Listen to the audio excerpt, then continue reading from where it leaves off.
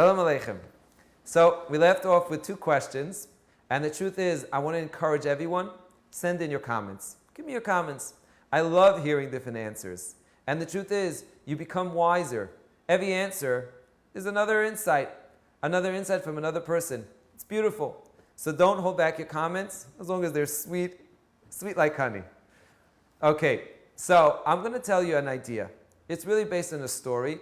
Most of it is true, and the last part is really not, but it's really an example, a story that the great rabbis have used to be able to express to us what is so special about Rosh Hashana. So here it goes. I'm sure anyone listening is once in their lifetime was speeding. Maybe, right? Possibly. Okay. Let's call a spade a spade. Every one of us has sped once in our lives. The question is, who gets caught? So I have to tell you about, I think it was 16 years ago. I'm on the Palisades Parkway. I'm doing 74 in a 50-mile zone. And it's a beautiful sunny day, so there's no reason to be pulled over. And of course, as I'm passing by that gas station that everyone knows in Palisades Parkway, I see on the side that the cop is coming behind me. And of course, first, there's that incredible dread. Oh my gosh, it's the cop. Who knows what he's going to do? And then, of course, there's that thought, well, maybe he's really not after me. But that changed very quickly when he actually asked me to pull over. So there I am. He pulls me over. And he, of course, in that very, very serious tone, said to me, do you know you were doing 74 in a 50-mile zone? And I said, of course, officer. And then I said, and don't use this excuse, it didn't work. I said, I really had to go to the bathroom. So the officer said, okay, why don't you tell that to the judge? So I remember, this was actually right before Rosh Hashana. I was very excited. It ended up being a great lesson, a great preparation for Rosh Hashana, because I showed up to court. I decided I'm going to fight the ticket. And I remember I'm showing up. Outside of the court, there's this person that kind of, checks to make sure that you really are prepared and you really, have your notes together and your claims and what you're going to tell the judge. So he asks me, this person, he says, I told him, obviously it was written, I think that, I had to go to the bathroom. So he says, well, do you have any doctor notes? So I looked at her, I said, no, I don't really have that. And then I was thinking to myself, that's really silly. I walked into the courtroom and there's so many people there and the judge looks really serious and he starts reading what I did. And I have to tell you the truth, I don't even remember what exactly was the conclusion of the judge. I don't remember, but I know it wasn't what I wanted. So maybe I had to do some recreation, watch some videos. But you know what? It was an incredible lesson because I want to change the scenario just a little bit. See, I was standing there really scared. Imagine you're there. I'm sure maybe you've been there. And it's scary and it's uncomfortable. But imagine the same story. There you are in the court, and then the judge, wearing that toupee, those old toupees that the president used to wear. For some reason, I have that vision.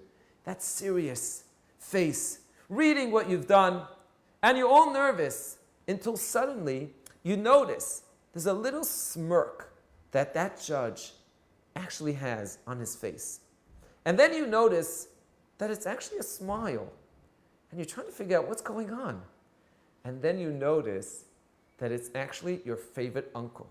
The judge is your favorite uncle, the millionaire. And you're, of course, his favorite nephew. And that judge, although you're still scared. I mean, it's a judgment. And you're going to have to be punished.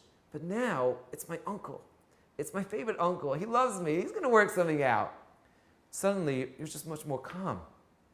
Suddenly, you feel like, wait, okay, I know I made a mistake. We're going to work something good out. But you love me. You're going to work something great.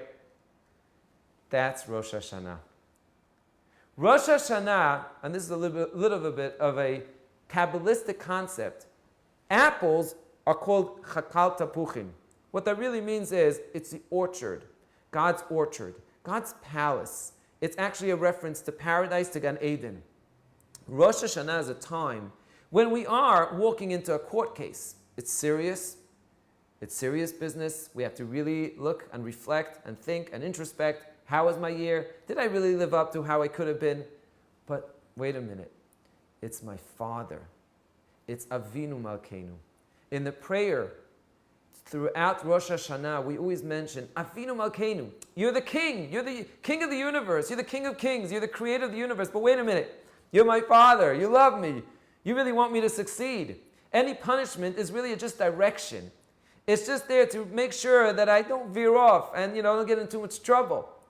That's why we dip the apple, that court case, into the honey. To remind us, it's really not, it doesn't just work magically. It reminds us to be conscious of the fact that, wait a minute, it's a judgment, and I have to take it seriously on Rosh Hashanah, but it's my Father that loves me. And that changes the whole picture. And that is the difference between our New Year and the secular New Year. Because on January, when someone gets up and they make these great resolutions, but wait a minute, who are they making these resolutions to? Themselves? And how exactly are they accountable? What's going to make sure it's going to happen? But you know what? Rosh Hashanah, we do get up. We make resolutions. We say we're going to be better. We're going to change. We're going to try to be a little bit more accommodating, more loving. But wait a minute. You know who we have as a guidance? Who's taking care and helping us? It's our Father in heaven, the one that loves us, the one that really can make anything happen, the one that can help me be really successful. That's why Rosh Hashanah is different. And I wish everyone, a wish that everyone is supposed to wish right before Rosh Hashanah, and that's ksiva v'chasima tova. That means we should be sealed in a very beautiful and good year.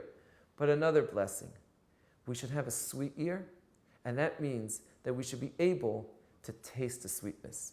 We should be able to see that even when we're punished, even when things are a little bit rough and we're challenged, but it's dipped in honey. Make sure you dip the apple in the honey. Thank you.